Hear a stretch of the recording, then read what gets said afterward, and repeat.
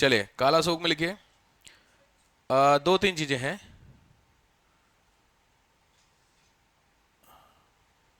क्या खास बात है इसके बारे में? क्या खास बात है? क्या? मीटिंग? कौन सी? हाँ, बुद्धिस्ट काउंसिल की दूसरी मीटिंग याद आ रही? ए के। तो पहला ए कौन हो गया? अजात शत्रु। दूसरा के है क्यों नहीं कोई? वो के क्या हो गया? यही था। कुछ याद है नाम? तो लिखे सेकंड बुद्धिस्ट काउंसिल, द्वितीय बुद्ध संगीति। कहाँ हुई थी? कौन था इसके चेयरमैन? टाइम का नाम? कुछ नहीं पता है यार, कुछ एक तो मिल जाता। तो काला सुख मैंने बता देने तो वो भी कहानी खत्म थी। बोला था मैंने कितनी इंपॉर्टेंट क्वेश्चन है ना भाई, बुद्धिस्ट काउंसिल। ठीक है। तो सेकंड बुद्धिस्ट काउंसिल किस समय हुई थी? और इस डायनेस्टी का लास्ट किंग है नंदीवर्धन।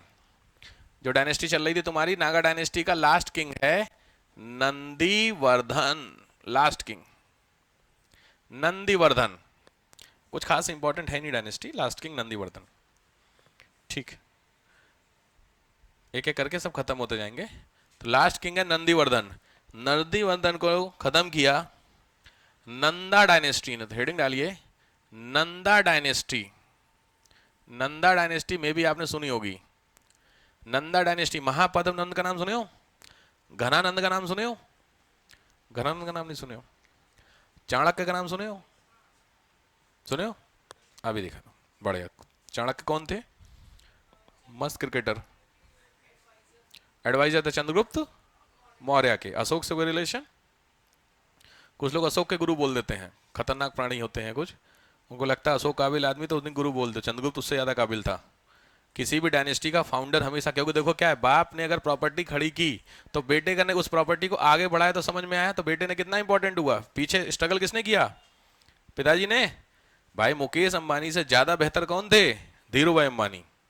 उससे ज्यादा उससे कम में कौन है? मुकेश अंबानी। और मुकेश के दोनों जो बेटे हैं वो क्या है भाई? पीछे का सब मिला है ना। अब आपको बस सस्टेन कर लो, वही बहुत है भाई। 10 लाख करोड़ की प्रॉपर्टी को जनरेट करने के बाद उसको चलाना बहुत बड़ी बात होती है। तो आप चला ले जाओ, वही बहुत है। आज के समय में सबसे बड़ी दिक्कत क्या है कि वो 10 लाख करोड़ को 5 लाख करोड़ में कर। भाई अनिल अंबानी मुकेश अंबानी दो लड़के सेम फादर के, एक बैंकरप्ट दूसरा कहाँ। डिफरेंस है कि नहीं है? सेम ही तो मम्मी सेम ही तो पापा। बट समझते हैं सारा खेल यहाँ का भी होता है माइंड से। कोई जरूरी नहीं है कि अगर पापा काबिल हो तो दोनों बेटे सक्सेस कर जाएं, और कोई जरूरी नहीं कि बाप काबिल हो तो एक ही बेटा वो भी सक्सेस कर ही जाए। बहुत एग्जाम्पल है, मैं नाम नहीं लूंगा, समझ रहे होंगे। फिल्म इंडस्ट्री में 50 आपको एग्जाम्पल मिल जाएंगे। ठीक है, तो इसमें लिखिए नंदा डायनेस्टी में सबसे पहला जो बंदा है वो है Ugrasen. First one. Nanda dynasty का जो पहला किंग है उसका नाम है उग्रसेन। इसी उग्रसेन का नाम है महापद्म नंद। महापद्म नंद फर्स्ट डैश करके लिखना फाउंडर। तो नंदा डायनेस्टी का जो संस्थापक है वो है महापद्म नंद। ध्यान से, ये था शूद्र, उस समय का शूद्र फर्स्ट। अच्छा ध्यान से, दो नाम है। पहला नाम है Sarva Chhatrantak and other one is Bhargav. SARVA। Sarva CHATRANTAK। Sarva Chhatrantak and this is known as Bhargav. Bhargav किसका नाम है? परशुराम का। परशुराम ने कुछ किया था? परशुराम क्यों फेमस है?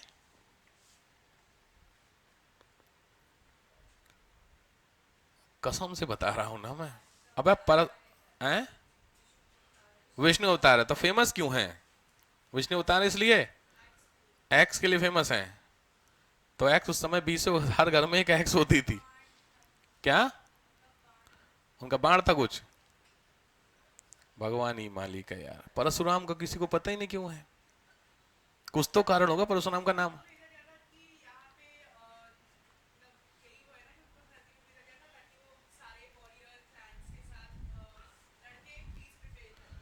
हाँ कुछ हद तक ठीक बात है भगवान। देखो ये क्या बंदा ना, बेसिकली जो परशुराम है वो जो परशु वर्ड है, ये परशु वर्ड है फरसे से। फरसा जानते हैं?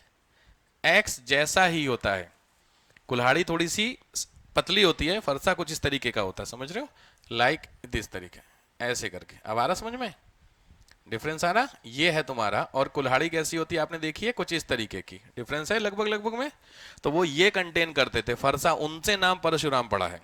अब यहाँ क्वेश्चन इंपॉर्टेंट क्यों है? तो इंपॉर्टेंट इसलिए क्योंकि इन्होंने पूरी अर्थ से 18 बार टोटल जो क्षत्रिय होते थे, सभी क्षत्रिय, ऑल, उन सभी को खत्म किया था 18 टाइम पूरी दुनिया में। इस हिसाब के वॉरियर थे। कुछ कुछ समझ में आया? तो क्षत्रियों को खत्म किया था, ध्यान से, तो कुछ नाम आया क्षत्रिय, समझ में आया?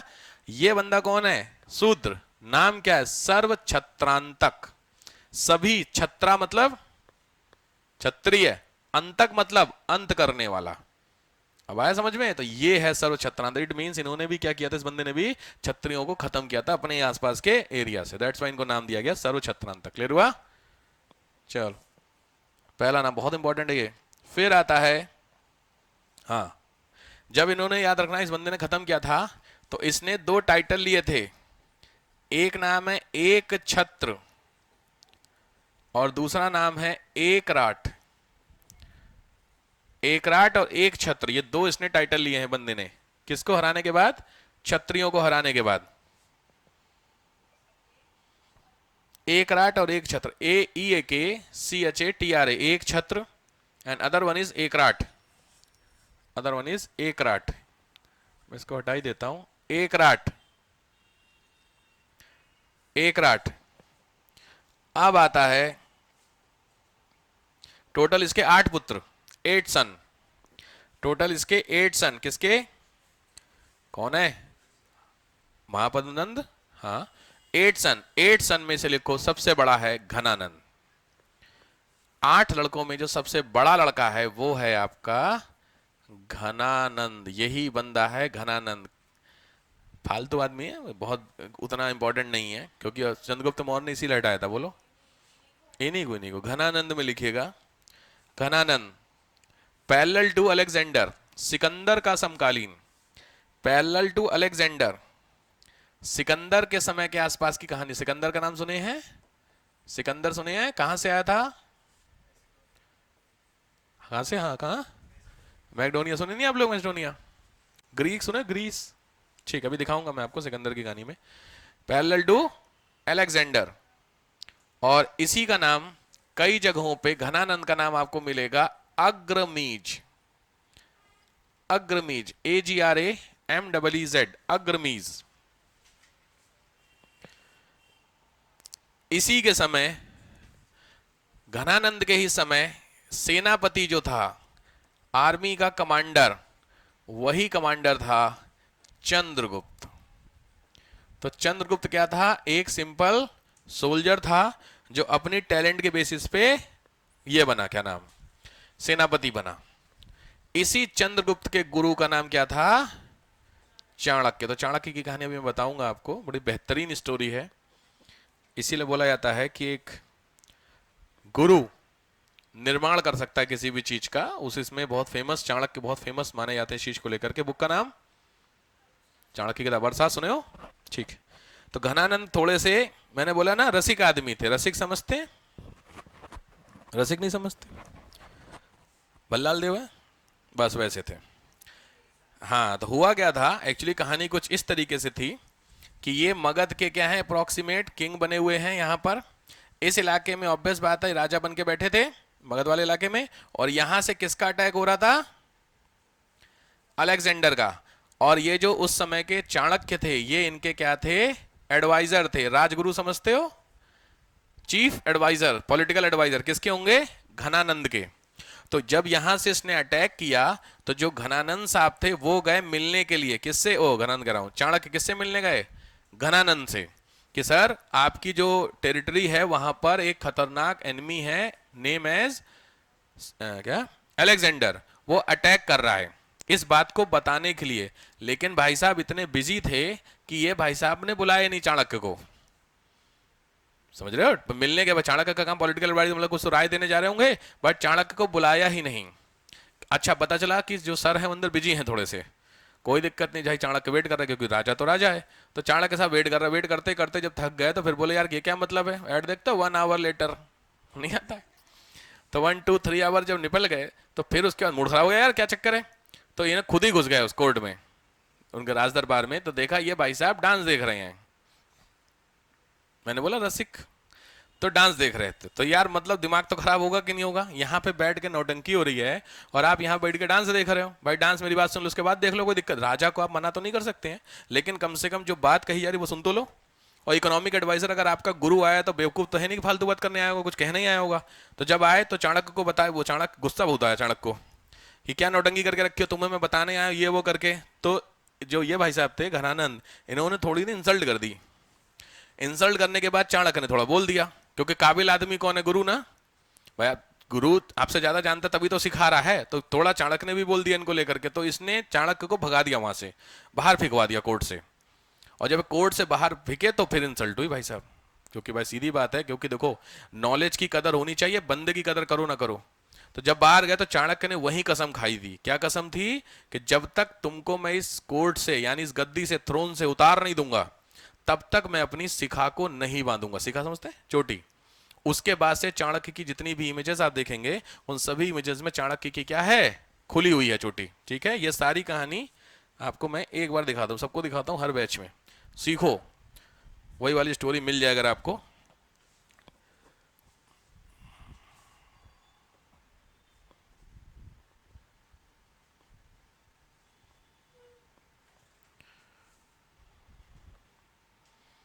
चाणक्य ज्ञान नहीं चाहिए।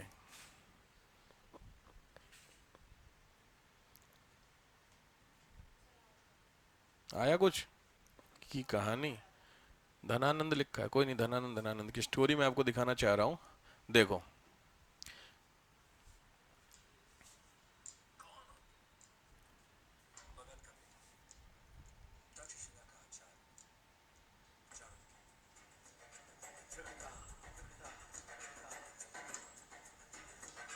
ये थोड़ा लग रहा है माहौल में अलग है इनका सिस्टम।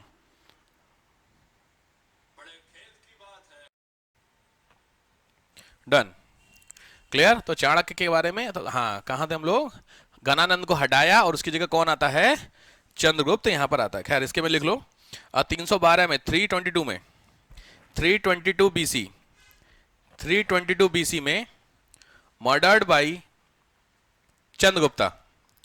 चंद्रगुप्त ने मर्डर किया, मर्डर्ड बाई चंद्रगुप्त। चंद्रगुप्त ने किसका मर्डर किया, घनानंद का। और यहां पे कौन सी डायनेस्टी आती है आपकी, Maurya dynasty, initiation of Maurya dynasty. Clear हो गया यहां तक कहानी।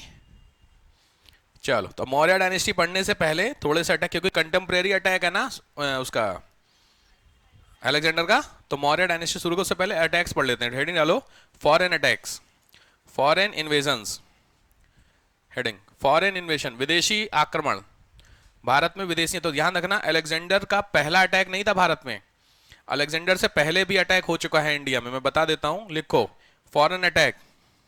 अच्छा, पहला जो अटैक था उसका नाम है हखमनी, HAKH, हखमनी साम्राज्य था, HAKHMANI, हखमनी इंपायर। इसने पहला अटैक किया था। आज के समय का ईरान, कल देखी ले आपने, इसराइल ने निपटा दिया, पता चलेगा नहीं। अरे कल ईरान को निपट कर, पता ही चला यार आपको, सुबह आप जल्दी उठ के यहीं आ गए होंगे, घर जाकर के न्यूज देखिएगा। जो बात चल रही थी ना ईरान पे अटैक को लेकर के, कल शुरू हो गई कहानी। तो कल बाकायदा कुछ तेहरान को और दो एक और शहर है वहां पे, दोनों जो मिलिट्री बेस है उनको खत्म किया गया, सीरीज शुरू। अब नंबर किसका, लेबनान निपट गया, गाजा निपट गया, अब कौन बच रहा, ईरान। सीधी बात है, अमेरिकन सपोर्ट तो है ही, तो होना ही हो, तो ऑब्वियस बात है, माहौल शुरू। तो कल रात की इस मॉर्निंग की कहानी है, 4 साढ़े 4 पास में भी आपने न्यूज़ नहीं देखी होगी। अपडेट रखा करो, मेल ओल डाल दिया करो ना, मेल आईडी कोई बहुत सारे ना न्यूज़ चैनल, जो ये न्यूज़ पेपर्स होते हैं ना, वहाँ पे आप जैसे डालोगे तो कोई नई खबर आएगी तो दिखा देता है इस तरीके से। तो मैं डालता हूँ मॉर्निंग में 6 o'clock, 6 से 7 ना न्यूज़पेपर पढ़ता हूँ ऑनलाइन, तो वहाँ पे सब दिखता है। तो उसी के बारे में, तो आज अटैक हो चुका है, अब देखते हैं रिटेलिएशन क्या होगा, क्योंकि ईरान पे अटैक ठीक नहीं है, क्योंकि लेबनान और गाजा और फिलिस्तीन ये सब क्या छोटे छोटे हैं, चल जाएगा। ये सब क्या होता है, चिल्लर टाइप के लोग। ईरान पे अटैक ठीक नहीं है, जो ईरान मुस्लिम का हेड है, खamenei साहब जो है ना वो थोड़े से हैं, मतलब दिक्कत हो जाएगी, दिक्कत दिक्कत के सेंस में, क्योंकि न्यूक्लियर रिच स्टेट है ऐसा कौन कहता है, यूएसए कह रहा है। तो कल को क्या होगा ना, बहुत सारी चीजें हो सकती हैं, गुस्सा गुस्सी में आकर के ना हैं दिक्कतें।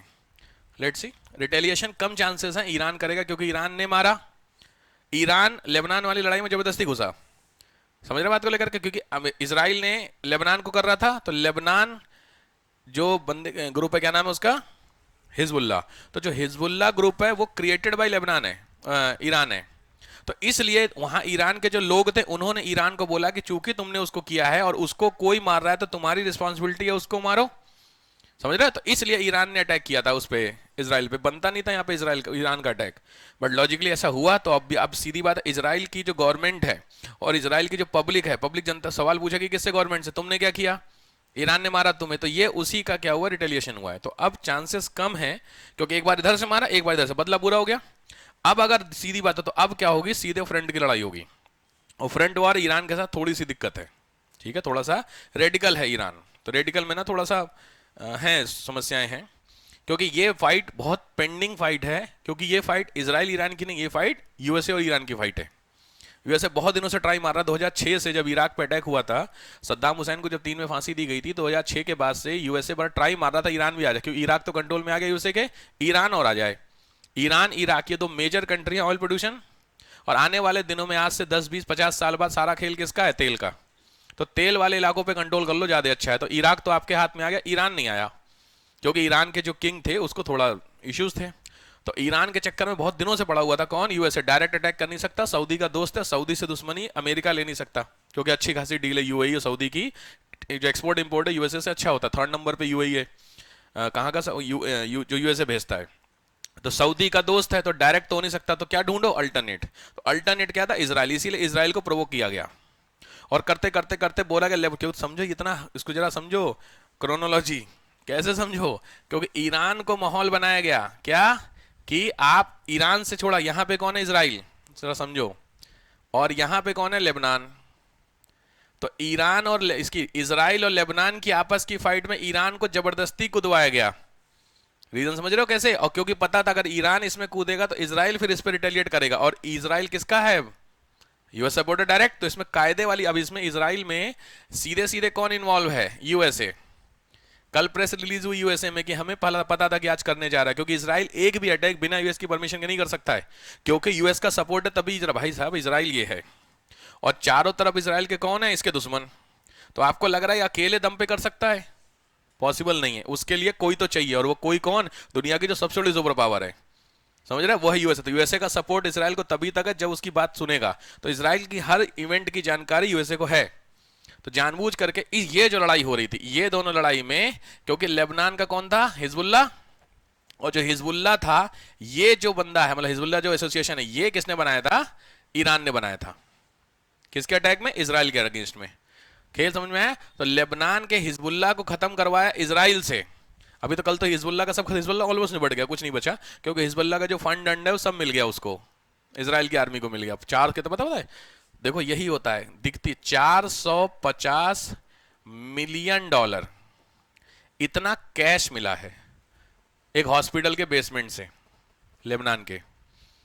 ये वो देश हैं जो गरीबी का रोना रोते हैं ना, कि यहाँ की पब्लिक जो है गरीब है, ये हो करके। जो बंदा नहीं अभी रिसेंटली परसों नरसों मारा गया, जो मेन हेड था, एक तो वो तो, हाँ अभी परसों नरसों में था, जिसके बाल नहीं, नाम क्या है, यास, हाँ, उसकी वाइफ का दिखा रहा था, वो एक ना टनल से भाग रहे थे। हाँ देखो, उसके हाथ में, उस जो आंटी जी थी उनके हाथ में एक बैग था, आई डोंट, कौन सी कंपनी भैया, एलवी, अच्छा जो ही समझ लो, ये इसका बैग था जिसकी कॉस्टिंग दे रहा था 24 लाख। ये वो बैग है जिस बैग की कॉस्टिंग, और ये कौन भाग रहा है, टेररिस्ट की वाइफ।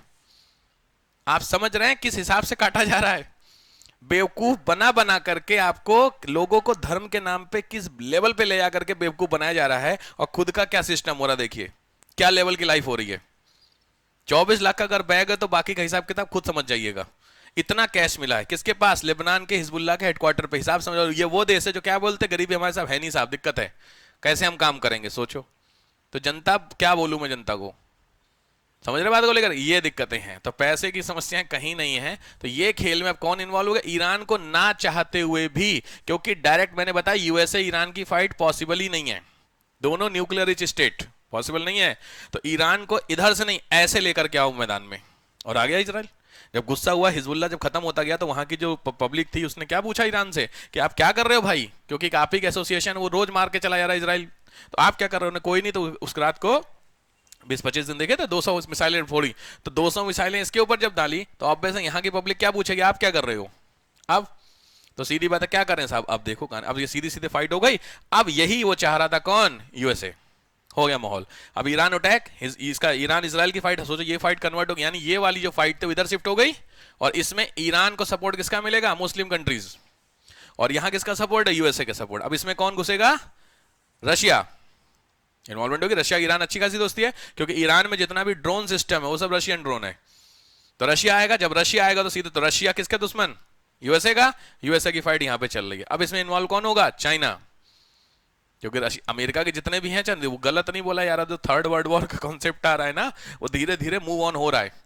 क्योंकि अभी देखो नॉर्थ कोरिया ने अपनी आर्मी भेज दी रशिया में, जो रशिया यूक्रेन था, रशिया के सपोर्ट में नॉर्थ कोरिया पहली बार किसी वॉर में आया, अपनी आर्मी भेज दी उसने। नॉर्थ कोरिया, समझ रहे हो मंगल जी? हाँ, उन्होंने अपनी आर्मी भेज दी। अब आओ, तो नॉर्थ कोरिया क्या काम था? रशिया, लेकिन वही जरूरत पड़ी तो पुतिन साहब ने बोला कि चाहिए, तो अपनी आर्मी भेज दी। समझ रहे भाई साहब? मैं इसीलिए क्या बोला, इधर 15 मतलब मान के चलो 1.5-2 महीने से इंडियन डिप्लोमेसी की स्टडी करिए, बेहतरीन आपको समझ में आ जाएगा कि फॉरेन अफेयर से डील कैसे कर। अब हमारा ये भी तगड़ा दोस्त, ये भी तगड़ा दोस्त, ये भी तगड़ा दोस्त, रशिया भी तगड़ा दोस्त। देखो रशिया हो गया है मोदी जी, यूक्रेन भी तक, यूक्रेन के जो पीएम उससे भी गले मिल रहे, रशिया के पुतिन साहब से हाथ मिला के गले मिल रहे। अब आओ, समझ ना सिचुएशन? ये ऐसा फंसा है ना इस समय, इसीलिए मैं इस समय इंडियन डिप्लोमेसी की, इसलिए एमएचए जो अपनी ये एमईए की जो है एक्सटर्नल अफेयर्स की वेबसाइट है उस पर जाते रहिए। क्लियर? उसी कनाडा ने दुखी करके रखा हुआ है, देखिए रहो, वो अलग लेवल पे बेवकूफी चल रही उसकी। आदमी ना, क्या बोलूं मैं, तो आपको लग रहा होगा इंडिया जो है वो फिजिकल ग्राउंड पे नहीं लड़ रहा है, मेंटल ग्राउंड पे लड़ रहा है, क्योंकि फंस गया। आप किसका सपोर्ट करेंगे भाई? आपके दोस्त, सबसे इंपॉर्टेंट दोस्त आपस में लड़े और आप तीसरे नंबर के, आप किसको सपोर्ट करेंगे?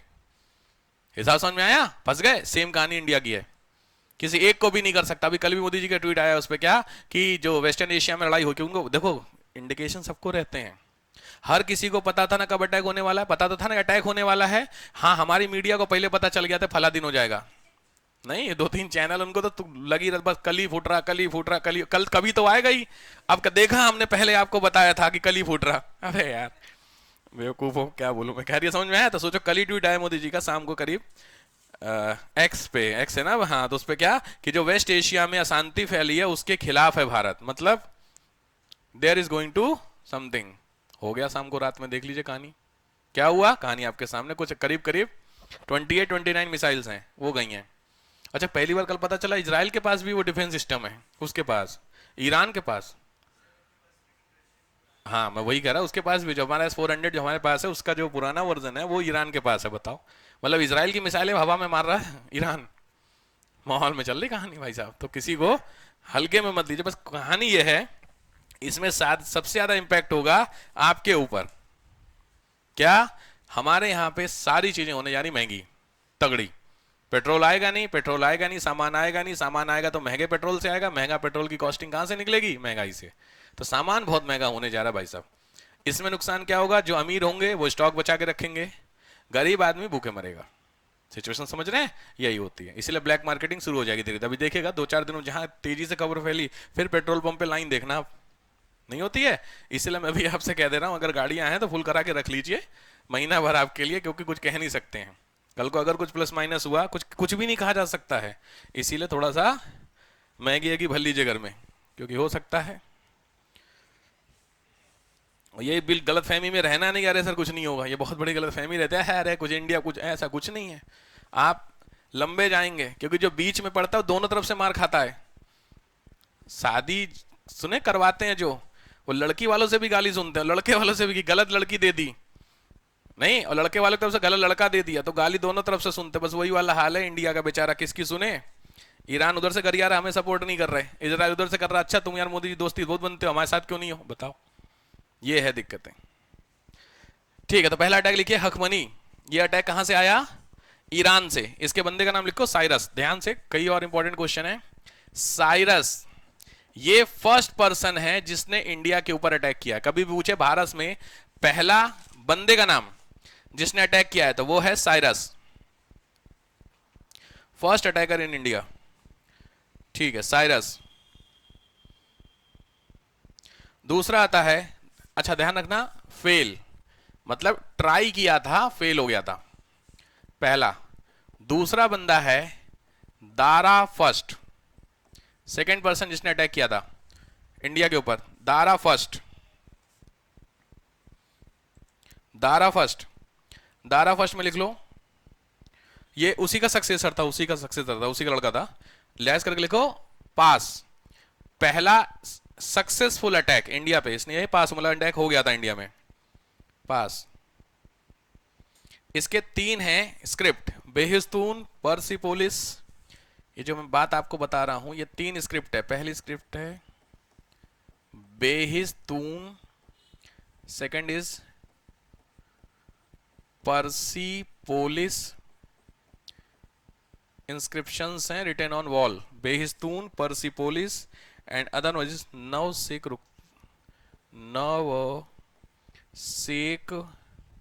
रुस्तम।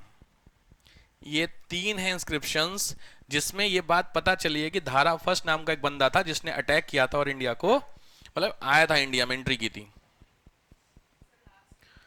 नवसेक, NAVASHEKRUSTAM, नवसेक रुस्तम। ठीक है ये। और फिर आता है बंदा Dara third, Dara third, second नहीं था, फिर है दारा थर्ड। ये लास्ट किंग है, लास्ट ईरानियन किंग जिसने इंडिया के ऊपर अटैक किया था, लास्ट ईरानियन किंग जिसने इंडिया पे अटैक किया है। इसके बाद अटैक खत्म हो गए थे। ठीक है, अब ईरान से जो इंडिया में अटैक हुए हैं, उस अटैक से लिखिए फायदे क्या हुए। ईरान से जो इंडिया में अटैक हुए हैं उसके प्रॉस क्या हैं, फायदे क्या क्या हुए। दो तीन चीजें बहुत इंपॉर्टेंट है, ध्यान से। सबसे पहला जो फायदा हुआ वो है खरोष्टी स्क्रिप्ट, खरोष्टी लिपि। ध्यान रखना, अशोक के जितने भी हैं इंस्क्रिप्शंस वो इसी लैंग्वेज में, याद है मैं लिटरेचर में लिखवाया था। कोई नाम बता सकते हो कोई भी एक जगह का? अशोक के बहुत सारे जो लिखवाए थे मैंने, उसमें बोला था खरोष्टी और मानसिक, कुछ याद है? अपनी देवनागरी होती है, ऐसी अशोक ने जो लैंग्वेज में लिखवाई थी वो इसमें लिखवाई थी। ये कहां से हमने उठाई है? ईरान से हमारे पास आई है, पहली चीज। दूसरी चीज छत्रप सिस्टम, छत्रप प्रणाली, CHATRAPA, छत्रप सिस्टम, सेनापति टाइप का सिस्टम होता है छत्रप सिस्टम, यह भी ईरान से ही उठाया गया है। और तीसरी चीज है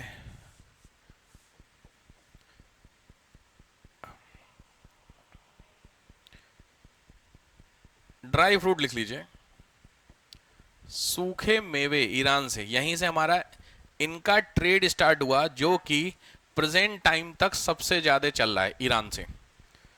छुआरे जानते हैं, रेजिन्स और छुआरे, एक ये लिख लो, दूसरा लिख लो कैश्यू, ना ना ईरान से ना, वो जो डेट्स, खजूर, ये दोनों चीजें ईरान से हमने उठाई हैं। ठीक है, दूसरा आओ अशोक, अलेक्जेंडर, सेकंड आओ अलेक्जेंडर। ध्यान से, मैं तुमको एक चीज दिखा दूं, ट्रैक,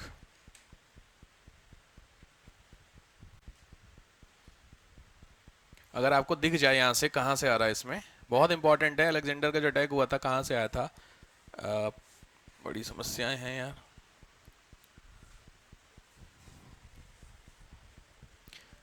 अलेक्जेंडर कहां का था?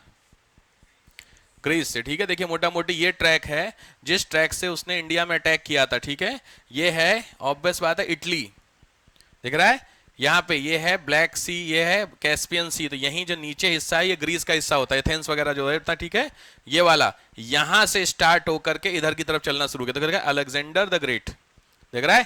तो ये वो ट्रैक था, यहां से स्टार्ट होकर के यहां पहुंचता, और इंडिया पहुंचने से पहले ये इलाका है विच इज कॉल्ड सिंध। यहां का किंग था पोरस, सुने? तो वो पोरस वाली फाइट यहां पर होकर के खत्म होती, क्योंकि सतलज आ जाती है, सतलज के नीचे क्रॉस नहीं की थी उसकी आर्मी ने, वो कुछ और कहानी बताऊंगा मैं। ये क्लियर हो रहा? तो ये पूरा ट्रैक है, यहां से स्टार्ट होकर के यहां तक जाता था। ये अगला है वो बंदा जिसने इंडिया में अटैक किया है। ठीक है, तो सेकंड नंबर लिखिए अलेक्जेंडर। सिकंदर। इस अटैक को लिखिए ग्रीक अटैक।